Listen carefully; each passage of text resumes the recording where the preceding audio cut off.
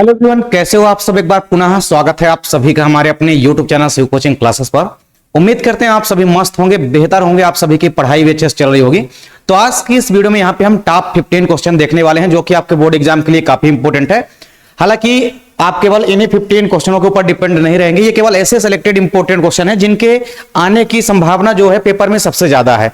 ठीक है, तो उनमें से हमने यहाँ पे 15 ऐसे इंपॉर्टेंट क्वेश्चन सेलेक्ट किए हैं जो कि अक्सर आपके एग्जाम में पूछे जाते हैं। बोर्ड एग्जाम के लिए ये काफी इंपॉर्टेंट क्वेश्चन है और आप अगर बोर्ड एग्जाम देने जा रहे हैं तो आप इन 15 क्वेश्चनों को डेफिनेट रूप से अवश्य तैयार करके जाएं।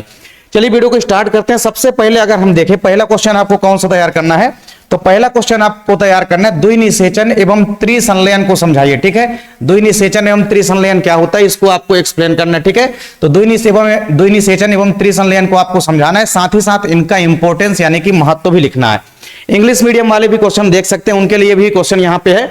तो सेम वही क्वेश्चन आप लोग इंग्लिश में देख सकते हैं। Explain double fertilization and triple fission and write its importance. ठीक है, तो एक्सप्लेन करना है आपको double fertilization and triple fission और इसके इंपॉर्टेंस भी आपको एक्सप्लेन करना है। चलिए सेकंड क्वेश्चन आपको तैयार करना है डीएनए अंगुली छापन या जिसको हम डीएनए फिंगरप्रिंटिंग कहते हैं। डीएनए अंगुली छापन या डीएनए फिंगरप्रिंटिंग क्या है, इसकी आपको उपयोगिता जो है जरूर तैयार कर लेना। ठीक है, तो डीएनए फिंगरप्रिंटिंग क्या है इसकी उपयोगिता आपको तैयार करना है। ठीक है, what is DNA fingerprinting, mention its application. ठीक है, इसके जो भी एप्लीकेशन या उपयोगिता है इसको आपको एक्सप्लेन करना है। तो डीएनए फिंगरप्रिंटिंग क्या होती है ये आपको एक्सप्लेन करना है, साथ ही साथ इसके जो भी एप्लीकेशन है ये भी आपको तैयार कर लेना है। चलिए अगला इंपॉर्टेंट क्वेश्चन आपको तैयार क्या करना है, निम्नलिखित को संक्षेप में समझाइए। ठीक है, संक्षेप में आपको इनके बारे में समझाना है। पहला है हमारा वायोपायरेसी। क्या है, पहला हमारा है वायोपायरेसी और दूसरा है हमारा वायोपोटेंट। क्या है, वायोपायरेसी और वायोपेटेंट, ये चीज आपको एक्सप्लेन करनी है। ठीक है, तो explain the following in brief. ठीक है, ब्रीफ में आपको एक्सप्लेन करना है किसके किसके बारे में, वायोपायरेसी एंड वायोपेटेंट के बारे में। दोनों क्वेश्चन इंपॉर्टेंट है, इनके बारे में आपको शॉर्ट नोट तैयार करके एग्जाम में जाना है। चलिए इसके बाद अगला इंपॉर्टेंट क्वेश्चन आपको तैयार करना है पोषण स्तर क्या है, पोषण स्तर को समझाइए। ठीक है, what is trophic level, explain. तो एक्सप्लेन करना है आपको कि ट्रॉपिक लेवल क्या होते हैं। किसी भी इकोसिस्टम में आपने देखा है कि ट्रॉपिक लेवल एक लेवल से लेकर के दूसरे लेवल तक कैसे जो है पोषण यानी कि न्यूट्रिशन का ग्रो होता है या ट्रांसफर होता है, यही चीज आपको एक्सप्लेन करनी है। ठीक है, तो पोषण स्तर क्या है ये आपको एक्सप्लेन करना है। चलिए अगला क्वेश्चन आपको देखना है खाद्य श्रृंखला व खाद्य जाल को समझाइए। ठीक है, explain food chain and food web. तो food web and food chain क्या होती है, दोनों को आपको एक्सप्लेन करना है। दोनों आपके पेपर के पॉइंट ऑफ व्यू से काफी इंपॉर्टेंट है। ठीक है, तो फूड चेन भी और फूड वेव भी दोनों को आपको एक्सप्लेन करना है। ठीक है, ये क्वेश्चन काफी इंपॉर्टेंट है आपके बोर्ड एग्जाम के लिए। चलिए इसके बाद अगला क्वेश्चन आपको तैयार करना है प्रतिरक्षी अणु की संरचना का स्वच्छ नामांकित चित्र बनाना है। ठीक है, प्रतिरक्षी अणु का मतलब क्या है, एंटीबॉडी की संरचना। तो आपको तैयार करना है draw a well labelled diagram of an antibody molecule. किसी एंटीबॉडी मॉलिक्यूल की आपको डायग्राम तैयार करना है। ठीक है, और वेल लेवल्ड मतलब पूरा का पूरा लेवल्ड डायग्राम जो है आपको तैयार करना है। तो प्रतिरक्षी अणु का आपका स्वच्छ नामांकित चित्र आपको तैयार कर लेना है। अगला क्वेश्चन है निम्नलिखित में अंतर लिखना है। ठीक है, दो यहां पे इंपॉर्टेंट डिफरेंस है।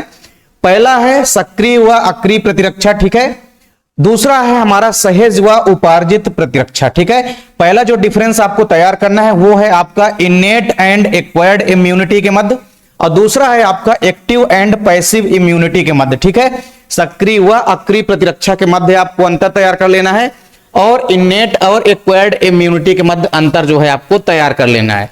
कभी कभी यहां पे सहज की जगह में आपको जन्मजात दे दिया रहता है। क्या दे दिया रहता है, जन्मजात, जन्मजात व उपार्जित प्रतिरक्षा में अंतर। ठीक है, चलिए इसके बाद अगला क्वेश्चन आपको तैयार करना है अनुकूली विकिरण को समझाइए। ठीक है, अनुकूली विकिरण क्या होती है ये आपको एक्सप्लेन करना है। कभी कभी अनुकूली विकिरण में आपसे अपसारी विकास भी पूछ लिया जाता है। क्या पूछ लिया जाता है, अपसारी विकास। ठीक है, तो अपसारी विकास भी आपको याद रखना है, इसी के अंतर्गत आता है। ठीक है, तो अपसारी विकास या अनुकूली विकिरण क्या होती है इसको आपको एक्सप्लेन करना है। इंग्लिश में अगर आप देखें तो explain adaptive radiation. Adaptive radiation क्या होती है ये आपको एक्सप्लेन करना है। ठीक है, इसके बाद अगला क्वेश्चन है हार्डी वेनबर्ग नियम को समझाइए। ये काफी इंपॉर्टेंट क्वेश्चन है। इससे संबंधित क्वेश्चन अक्सर आपके न केवल बोर्ड एग्जाम में बल्कि नीट के एग्जाम में भी कई सारे क्वेश्चन यहां से पूछे जाते हैं।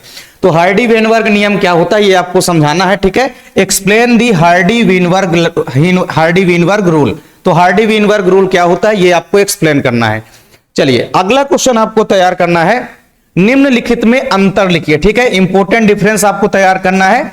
तो पहला जो डिफरेंस आपको तैयार करना है वो है समयुग्मजी व विषम युग्मजी के मध्य, और जो दूसरा हमारा डिफरेंस है वो है जीन प्रारूप व लक्षण प्रारूप के मध्य डिफरेंस, ठीक है। तो डिफरेंशिएट बिटवीन दी फॉलोइंग, ठीक है। निम्न में आपको अंतर लिखना है। पहला है होमोजाइगस एंड हेट्रोजाइगस के मध्य, ठीक है, यानी समयुग्मजी व विषम युग्मजी के मध्य।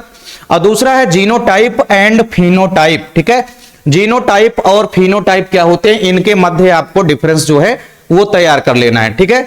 चलिए इसके बाद अगला क्वेश्चन आपको तैयार करना है, जेनेटिक कोड क्या होता है, ठीक है। जेनेटिक कोड क्या है, यानी अनुवांशिक कोड लिख सकते हैं आप लोग, हिंदी में इसको क्या लिख सकते हैं, हिंदी में आप लोग इसको लिख सकते हैं अनुवांशिक कोड। क्या लिख सकते हैं, अनुवांशिक कोड।